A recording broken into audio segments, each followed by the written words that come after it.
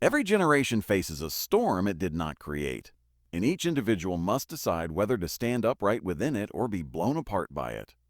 The world is chaos dressed as opportunity, suffering disguised as life, and yet, somewhere inside that storm, meaning waits to be claimed. You were not born merely to survive the noise. You were born to bring order to it, to rise, to speak truth, to build, to suffer well, and to stand tall when the world bends low. Because the question is not whether you will bear the weight of existence, it's how you will carry it. Imagine for a moment that you are standing on a stage, lights flooding your face, the silence of 1,000 expectant minds pressing forward. You feel the weight of their eyes. You feel your own hesitation pressing against your ribcage. And then you take a breath, a long, conscious breath. Your shoulders pull back, your spine straightens, and something ancient awakens inside you. The same signal that drives every creature to declare, "I am here and I am ready." That is the beginning of meaning. That is the beginning of order. And that, my friends, is where your life, your real life begins. Every individual who has ever risen above chaos has learned this. Posture is not just a physical stance, it is a moral stance. When you stand up straight with your shoulders back, you are not merely aligning your vertebrae. You are aligning your spirit with the structure of being itself.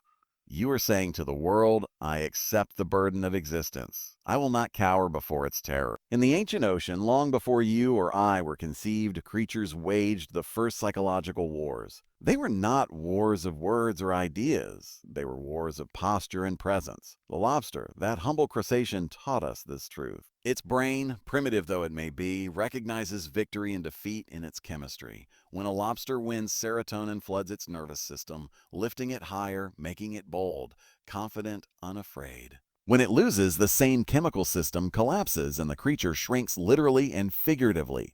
The defeated lobster hides beneath the rocks, timid and small, waiting for the world to pass it by. And we are not so different. Your nervous system, your biology, echoes that ancient lesson. Success expands you. Failure, when accepted as final, compresses you. But here is the principle that separates the man who lives from the man who merely survives. You can choose to stand tall even after defeat. You can decide that posture precedes confidence. That is the first act of rebellion against chaos. When you walk into the marketplace of the world, when you step into your office, your home, or your relationships, people are not only listening to your words, they are reading your posture. Universe itself seems to respond to your spine. When you stoop, everything around you bends toward disorder. When you rise, when you square your shoulders and look directly into the horizon, chaos retreats. That is not metaphor. That is neurochemistry, psychology, and spirit acting as one. I've seen it with my patients, my students, my own children. The moment they choose to stand, not metaphorically, but literally, the moment they lift their head and look forward, the chaos within begins to arrange itself into order. And then, miraculously, the external world begins to do the same. Now you might say, that's too simple. You might think, how can something as trivial as posture change the trajectory of my existence? But that's the arrogance of intellect detached from the body's wisdom. Every heroic narrative, every myth from Gilgamesh to Christ, begins with a gesture. The hero rises. He confronts what he fears, not because he is fearless, but because he understands that fear unchallenged becomes tyranny. When you stand up straight, you send a message to your ancient brain. I am capable. I am ready. The world will not crush me without a fight. This, too, is a financial truth. The first investment you ever make is in yourself. Not in your bank account, not in your brand, but in your posture toward the world. Wealth, true wealth, begins as a psychological orientation. You must behave as if your life matters. You must act as if your choices ripple through eternity because, in a very real sense, they do.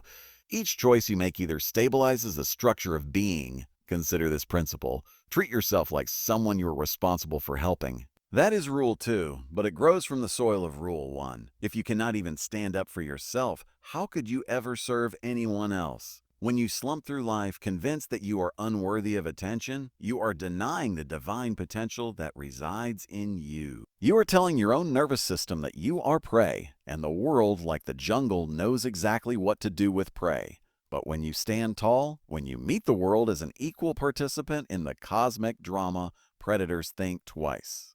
Opportunities, which are the benevolent side of danger, begin to appear. There's a reason tyrants, both political and psychological, prefer their subjects to be hunched over. The person who stands tall cannot be easily enslaved, and financial systems are no different. To achieve freedom, real freedom, the kind that lets you sleep peacefully knowing you have built something enduring, you must first assume the posture of responsibility. You must tell yourself, everything that happens to me is, in some part, my responsibility. I cannot control all outcomes, but I can control my preparation. You cannot build wealth, stability, or love while curled up in resentment. You must unfurl yourself like the lobster after its molt. Fragile, yes, but growing into a new armor earned through suffering, and suffering will come. That's the guarantee of existence. Every philosopher worth reading has known this. Life is not about happiness. Happiness is the byproduct of meaning, and meaning is found only when you accept suffering voluntarily. Life is suffering, the Buddha declared, and he was right. But suffering approached properly becomes the forge of transformation. When you straighten your spine against the storm, you transform involuntary suffering into voluntary endurance. You tell the chaos within you, I will carry this because carrying it makes me stronger. Now imagine this on a societal scale. Imagine an entire generation deciding each morning to stand up straight.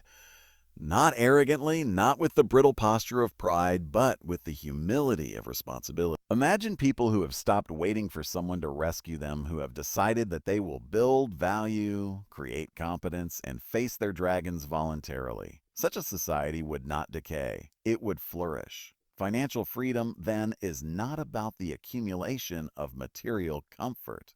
It is the consequence of moral posture. The man who spends every dollar he earns is like the lobster that builds no shelter. The first wave of chaos will sweep him away. You must instead prepare, save, invest, not just money, but competence, trust, and discipline. There is a story, one you've lived many times, of a man who looks at the horizon and says, someday I'll get in shape. Someday I'll start my business. Someday I'll speak up. But a someday is the language of the collapsed lobster, the posture of defeat disguised as hope. The someday never comes because chaos has no interest in your convenience. The antidote to a someday is a today. You act today in the smallest possible way, and you act again tomorrow. Each act is a brick laid against disorder. Let's talk about competence, because competence is moral. You cannot maintain self-respect without competence. You cannot love yourself if you are useless. Stand up, yes, but then learn to do something. Learn to serve. Learn to trade your effort for value. That is capitalism at its best. Not greed, but voluntary exchange, competence meeting need. When you produce more value than you consume, you liberate yourself from resentment and dependence. So Rule 1 is not merely about posture, it is about the moral architecture of freedom. When you take that stance, you are announcing that you will no longer be the victim of your own weakness. You are declaring independence from chaos. Compare yourself to who you were yesterday, not to who someone else is today. That principle grows naturally from the same soil. Standing tall means facing your own inadequacy without despair. It means measuring your progress honestly. Each small victory in posture, in discipline, in saving, in learning compounds. The market rewards those who compound value. The psyche rewards those who compound virtue. When I tell my students, stand up straight, I mean become aware of your potential. Carry the weight of your existence willingly. Don't avoid responsibility. Chase it. Responsibility is what gives life substance. It's what protects you when everything else falls apart. You may lose your job, your savings, even your health. But if you have cultivated posture, literal and moral, you will rebuild. The world respects a man or woman who refuses to collapse. Here is a quote I often repeat to myself. You cannot aim at anything if you cannot stand straight. The bow of your spirit must be drawn taut if you wish to shoot the arrow of meaning. Weak posture, weak aim. Strong posture, strong purpose. So start with the smallest thing. Pull your shoulders back when you wake. Look around your room. Does it reflect order or chaos? Clean it. That's where the revolution begins. Not on social media, not in politics, but in your room, in your body, in your posture. Once you have straightened your room, straighten your finances. Spend less than you earn. Save something, anything. That act says to the future, I believe I will be here. Investing is faith and time. Saving is humility before uncertainty. The posture of financial freedom mirrors the posture of moral order. Discipline today for security tomorrow. The man who consumes everything he touches is as spiritually impoverished as he is financially. The woman who builds reserves, who plans, who learns the language of value, she walks upright through storms. Standing up straight, then, is the physical manifestation of the principle that being itself is good enough to face. You will fall, you will fail, you will fail, you will lose. But if you continue to rise, you are embodying the deepest truth of human existence. That consciousness can confront chaos and create order. Remember, you do not need to dominate others to stand tall. You need only to stop lying to yourself. The posture of truth is always upright. Lies require hunching. They require hiding. So, my friends, tomorrow morning when you rise, take a breath and notice your shoulders. Lift them. Feel the weight of the world settle there. Don't curse it. Carry it. Because within that weight is the meaning you've been seeking. And once you have accepted that burden, you will notice something miraculous. It's lighter than you feared. Because the moment you decide to carry your cross willingly, it ceases to be punishment and becomes purpose. Stand up straight with your shoulders back. That is the first rule. And it's the first rule. That is the awakening. Everything else, your career, your relationships, your freedom will build on that foundation. For only the man who can carry himself can carry the world. There comes a moment in every thinking person's life when they look in the mirror and realize that the face looking back has been neglected. Not just physically, but morally. The eyes are dim, the posture slightly slumped, the soul dimly whispering, "You've been kind to everyone but yourself."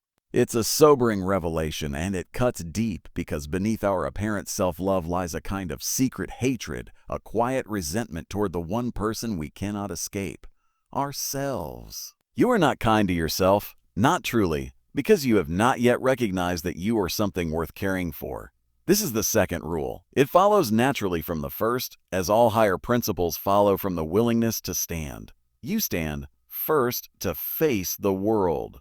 But then you must learn to care for the one who stands. That is the next awakening. If you had a friend or a child or even a stranger in your care, someone wounded, confused, stumbling, you would help them. You would help them. You would feed them when they were hungry, encourage them when they were weak, guide them when they were lost. You would not let them slide into despair if you could prevent it.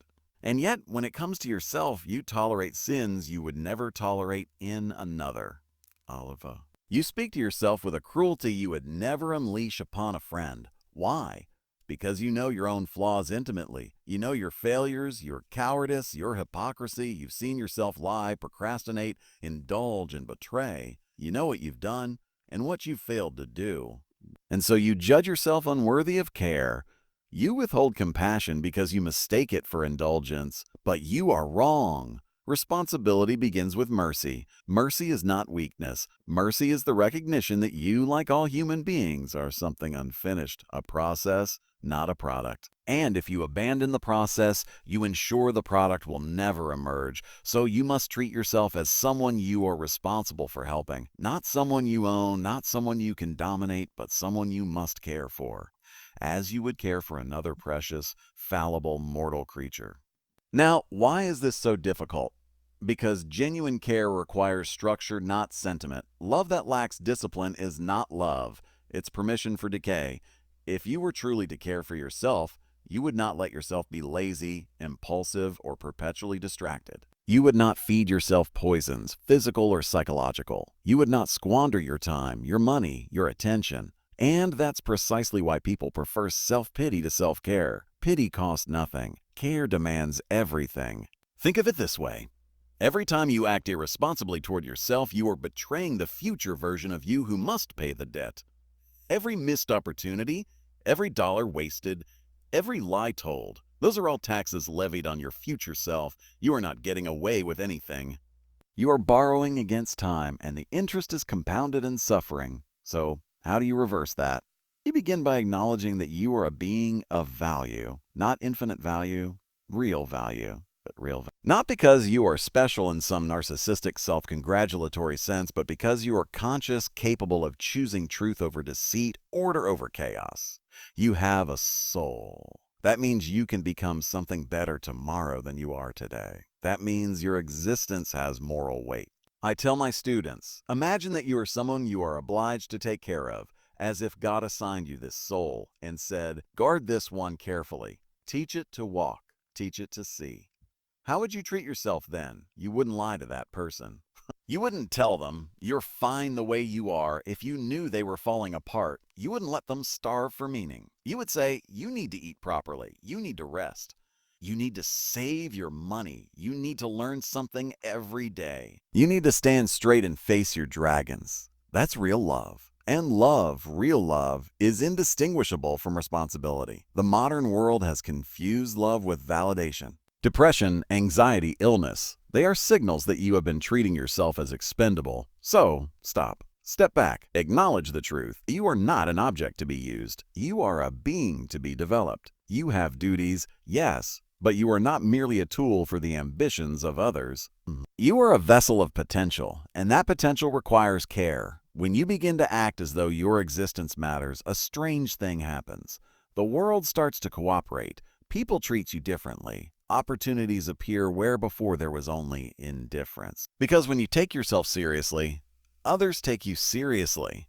Responsibility radiates outward. A man who has learned to care for himself naturally extends that care to his family, his community, his work. He becomes reliable. And reliability in a chaotic world is the most valuable currency. Think of the doctors and nurses who fail to take their own prescriptions, who know exactly what would make them well but never apply it to themselves. That's the human paradox. We know how to heal others, yet neglect our own soul. We can design complex economic systems, yet cannot balance our own budgets. We can preach virtue, yet cannot keep our own rooms clean. The hypocrisy is tragic, but it's also redeemable. You redeem it by acting, by saying, I will do for myself what I would do for someone I love. And love, remember, is not a feeling. It's the willingness to take responsibility for another's well-being. You can do that for yourself starting today. Make a plan, not a grand, abstract vision, but a concrete, humble plan. I will wake up at 7 a.m. I will make my bed. I will read 10 pages. I will save 10%. I will eat properly. I will not lie. Do that for a week. Then another, then another. Slowly, the neglected soul begins to trust its caretaker again. You begin to see yourself as worth the effort. That's where self-respect is born, in the daily repetition of small responsibilities. And once self-respect grows, so does strength. The man who respects himself does not sell his integrity for convenience.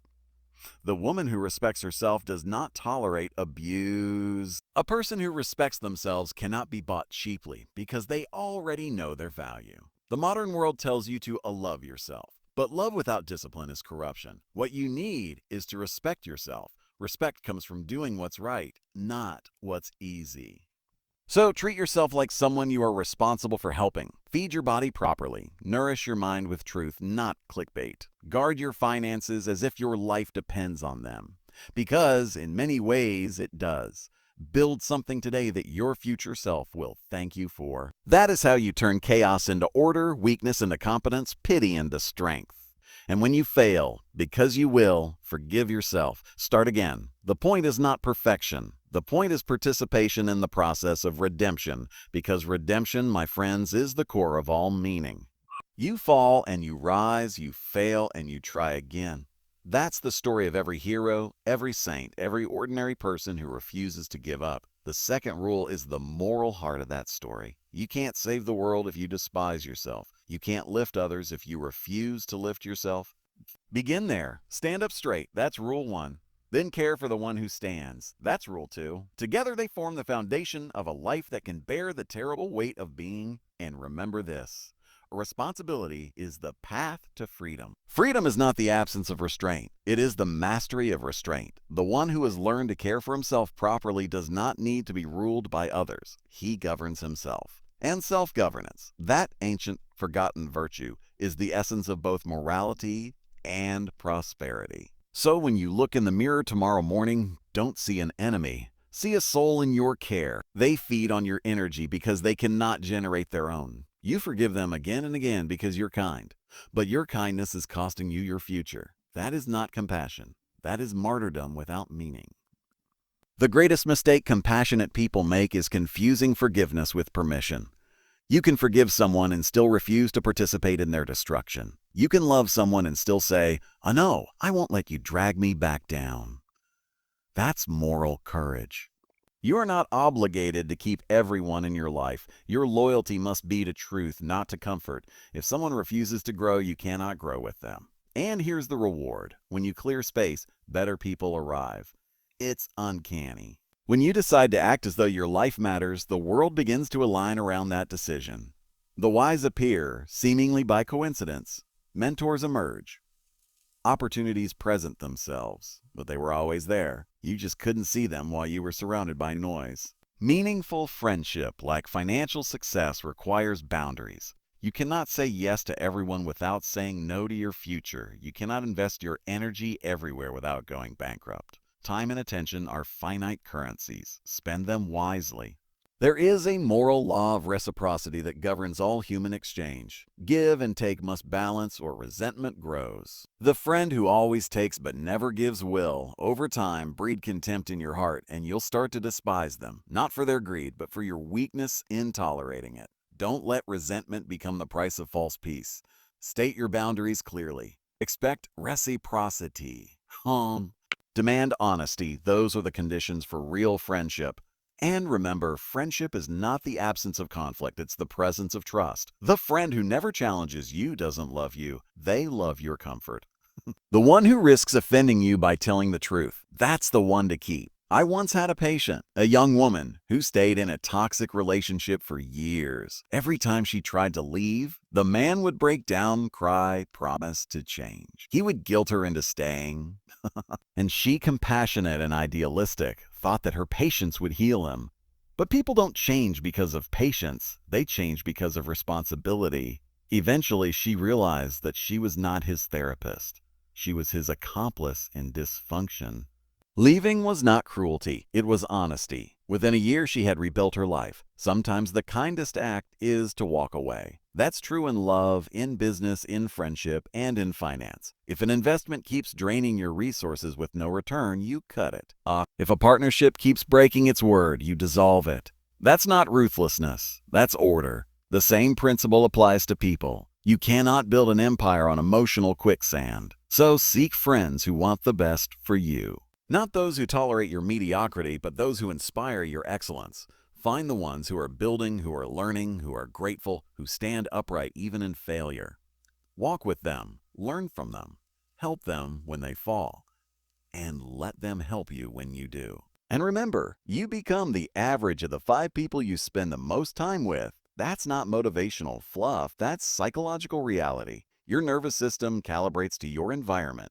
If your friends waste time, so will you. If they mock ambition, you'll feel ashamed of your own. But if they wake early, work hard, tell the truth, and plan for the future, you'll start to do the same. That's the power of proximity. You are building your future right now through your associations. Every relationship is either an investment or an expense.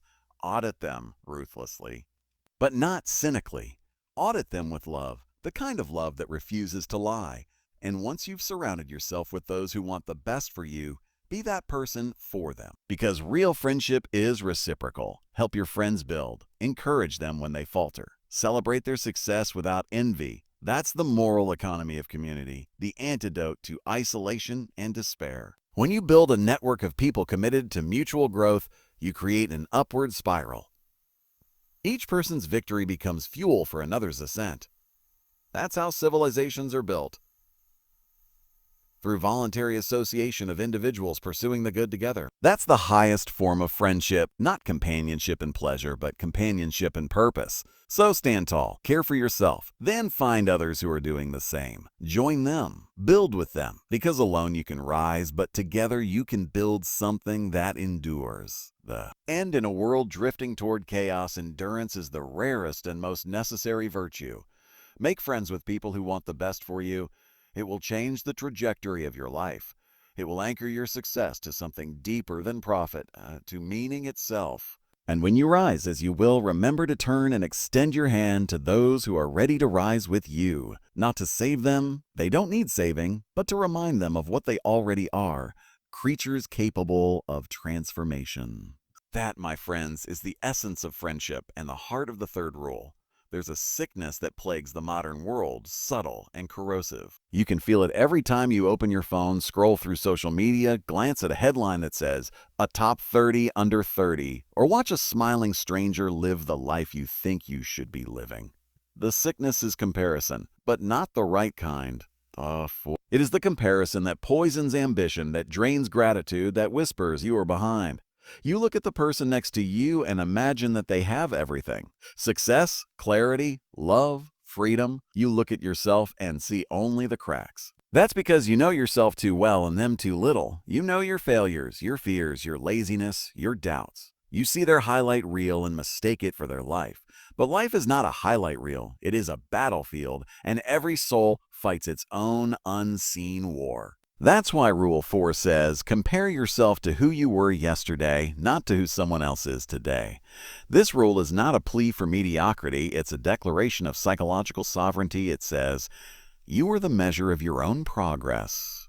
No one else can define your path. Because no one else shares your exact starting point, your exact burdens, your exact potential. The competition that matters is internal, the contest between your current self and your possible self. Think of it like this. The human psyche is a landscape of constant negotiation between chaos and order. Every day you are called to bring order into one more corner of your being, to make your life 1% less confused, 1% more disciplined, 1% more meaningful. That's the battle. That's the contest that matters. When you begin to orient yourself toward improvement rather than comparison, you discover something miraculous. The envy, the resentment, the self-contempt, they begin to dissipate. Because now your energy is not spent on judgment but on transformation. You stop asking, why them? And start asking, what can I do next? That's the difference between paralysis and progress. Look, I've spent decades listening to people's stories in clinical rooms. Stories of broken families, failed dreams, addictions, bitterness, and almost always underneath their suffering lies a single thread, the unbearable comparison to others. Oh, my brother is more successful. Oh, my friend is married. Oh, my classmate built a company. And they whisper, what's wrong with me? Nothing is wrong with you that disciplined action cannot repair. The problem is that you've aimed at the wrong target. You've been competing on someone else's field, playing by someone else's rules, and wondering why victory feels hollow. You must understand this. Success is relative to your own trajectory. If you were lost in the forest yesterday and today you found the path, you've succeeded.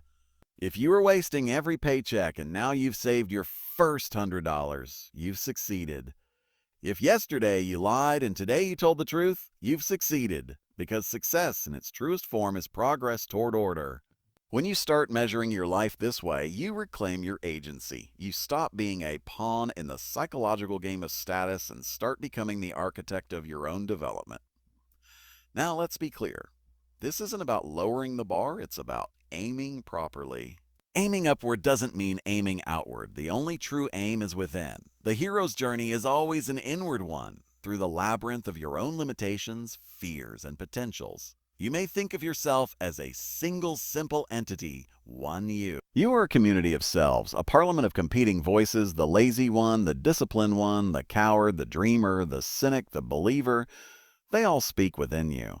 The question is, which one will you listen to today? Comparing yourself to others amplifies the voices of cynicism and despair. Comparing yourself to yesterday gives the voice of potential a chance to speak. That's how you climb. That's how you rise. I often tell my students that the proper way to live is to establish a small, sustainable victory each day, something achievable but meaningful. Clean your room. Read something difficult. Spend less than you earn. Apologize to someone you've wronged. Apologize to someone you've wronged. One victory a day compounds into a transformed life. This is the same principle that builds financial freedom. People look at millionaires and think they're lucky. No, they were incremental. They understood compound growth, not just of money, but of character. And though every dollar saved is not merely money, it's a statement. I am planning for tomorrow. Every small act of discipline is a seed that multiplies across time. Compare yourself to who you were yesterday. Yesterday, maybe you spent impulsively. Today, maybe you resisted that urge once. That's a victory. Yesterday, you blamed others for your failures. Today, you take responsibility. Another victory. Keep that up for years, and you will outgrow people you once envied, because here's a secret. Envy fades when you become admirable to yourself. And admiration is born from evidence, the evidence of your own effort. There's a biblical idea that we are made in the image of God. What does that mean psychologically? It means you possess the divine capacity to create order out of chaos, just as God created the world by speaking it into being. Every time you choose truth over deceit, structure over disorder, discipline over indulgence, you are participating in that same act of creation. You are building your own cosmos. But when you compare yourself to others, you abandon your creation to chase someone else's. You become Cain, looking at Abel's offering and seething with resentment instead of improving your own sacrifice. And resentment, that's hell's gate. Cain's sin was not that he failed. His sin was that he blamed his failure on the success of another. That's the essence of nihilism. To decide that if I cannot win, then no one deserves to. It's the spirit that destroys societies, marriages, companies, souls. The antidote is humility, the kind that says, I'm not perfect, but I can be better. Humility is not weakness, it's alignment with reality. It's the courage to see yourself clearly without despair. You must learn to be grateful for your small improvements. Gratitude is the antidote to envy. The man who thanks the world for the progress he's made is immune to the poison of comparison.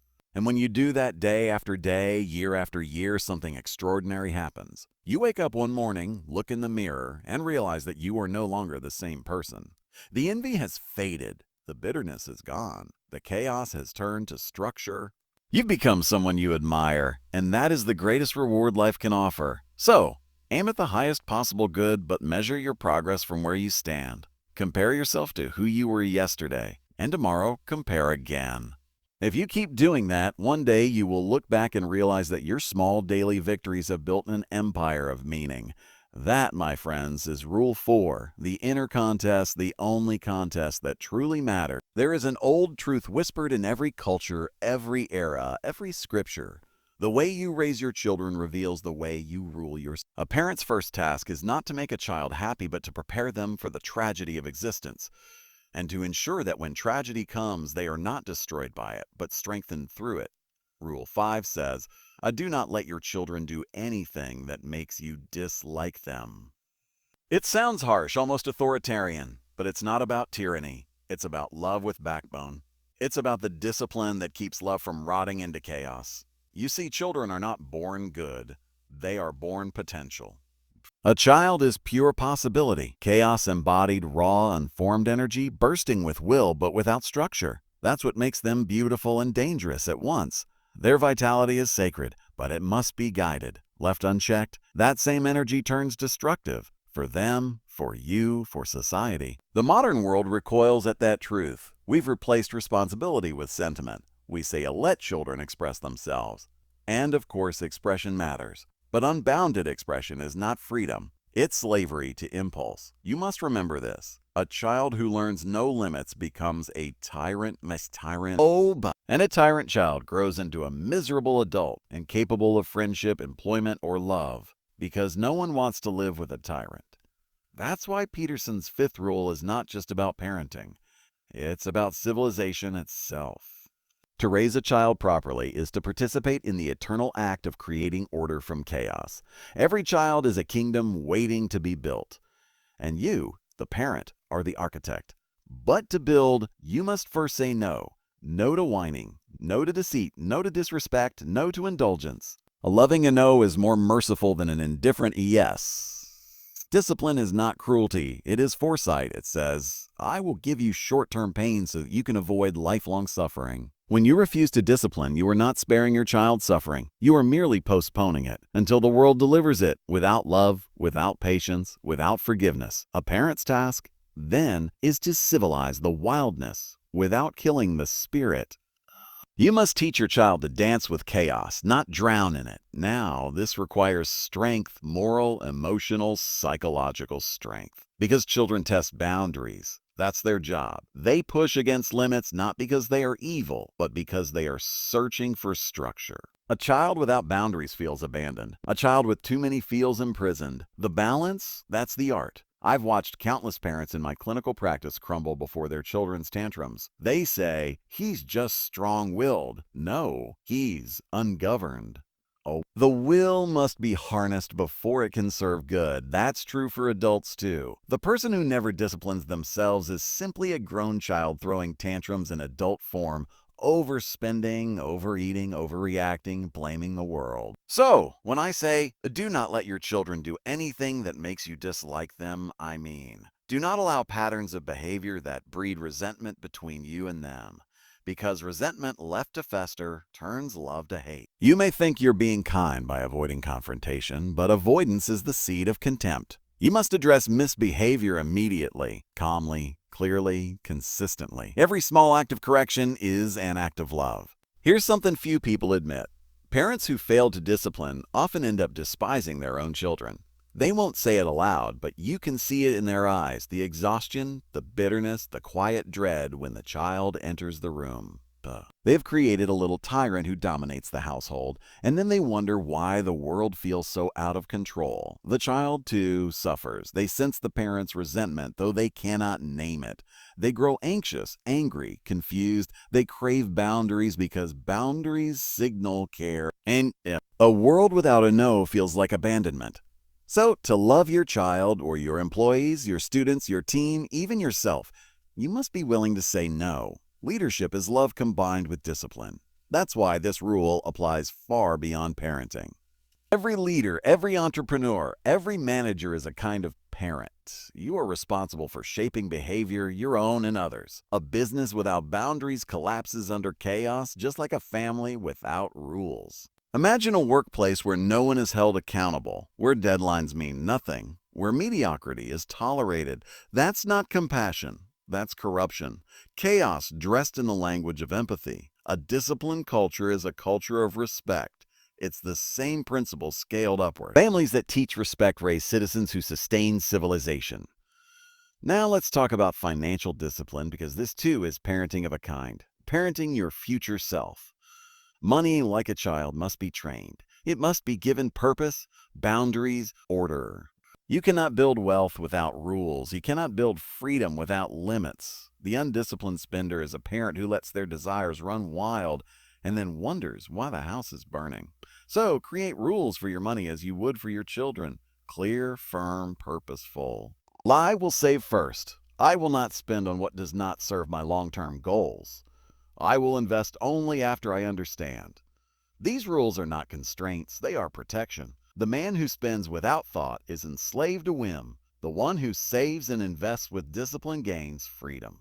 That's the paradox of structure. Within boundaries, life expands. Without them, it collapses. The same is true for children. A disciplined child can explore safely because they know where safety ends.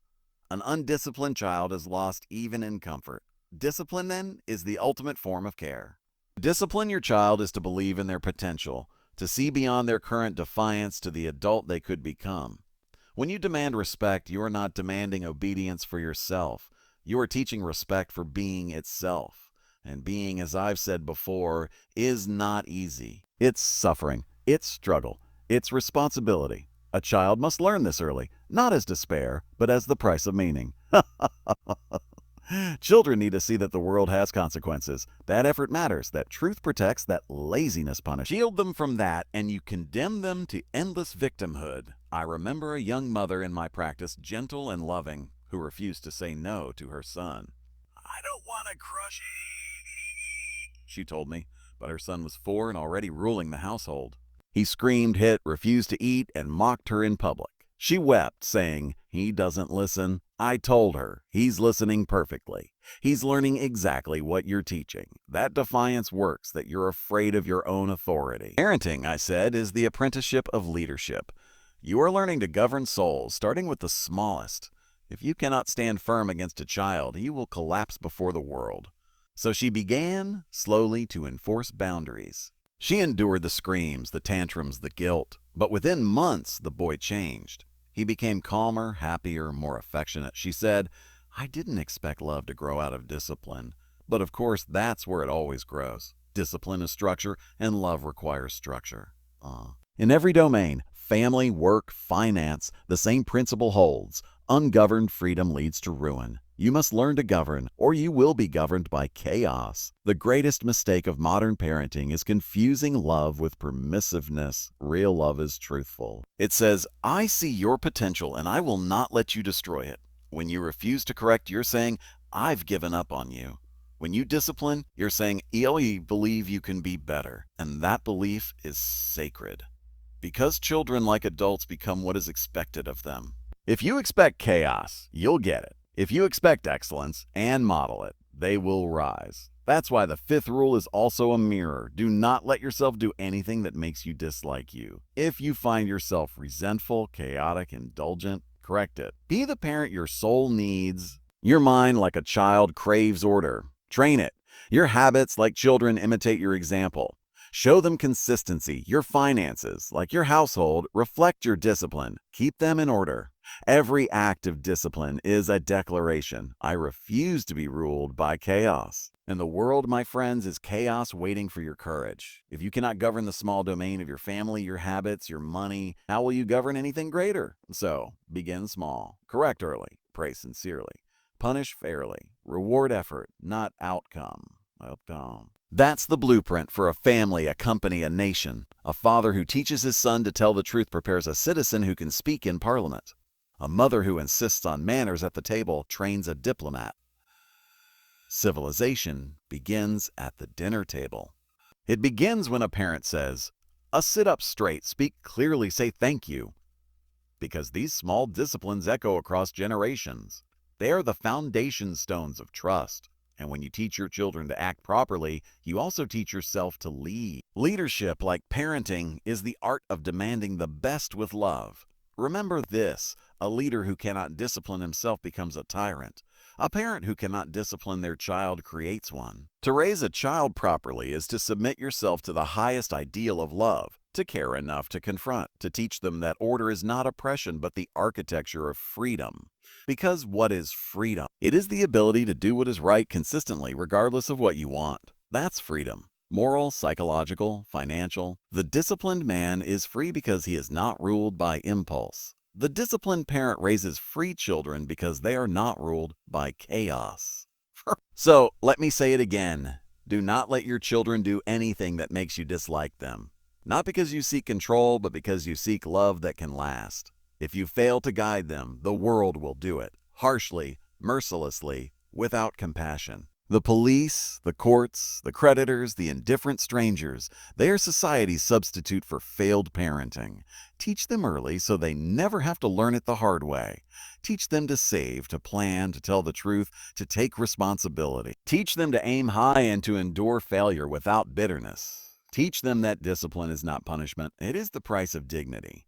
Because dignity, like wealth, cannot be given. It must be earned daily through ordered behavior. And when you do that, when you raise a child you can respect, a family that respects itself, a life governed by truth, you create something rare, peace. Not comfort, not ease. Peace, the quiet confidence that comes from living rightly. So take up this rule with reverence, meaning lives at the boundary, the line where order meets chaos, where courage meets the unknown.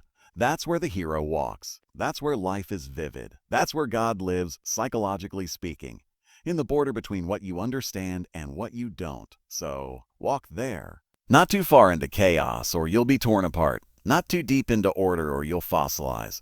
Walk the line, the narrow path of balance, discipline, and awe. That's what the cross symbolizes.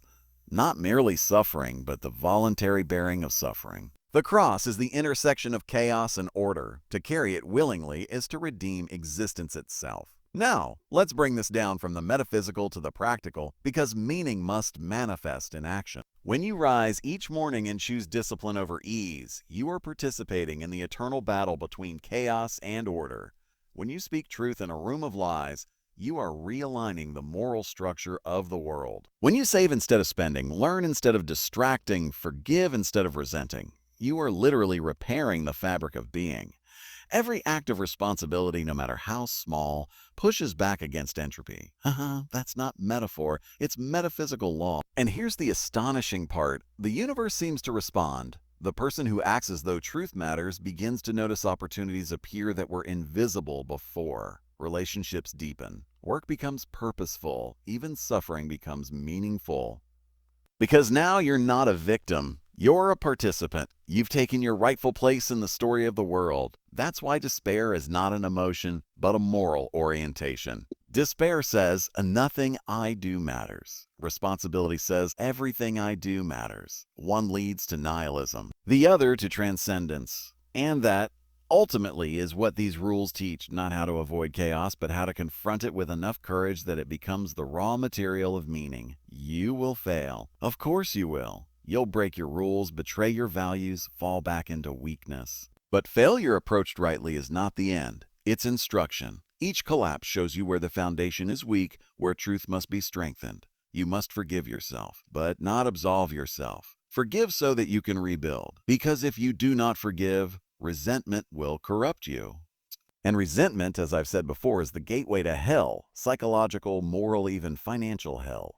Hell is real. You've seen it. You've lived in it. In addictions, in debt, in broken relationships, in deceit.